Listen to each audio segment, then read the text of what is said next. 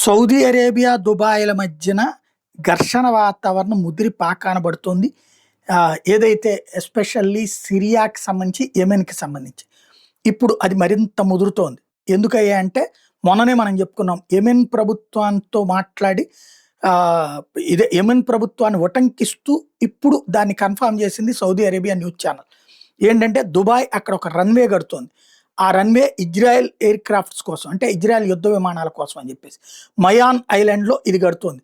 Bob అల్ మందాబ్ straight దగ్గరన ఈ కొత్త ఎయిర్‌పోర్ట్‌కి రెడీ చేసింది. ఇది యెమెన్ ప్రభుత్వం అధికారికంగా సౌదీ అరేబియాకి చెప్పింది.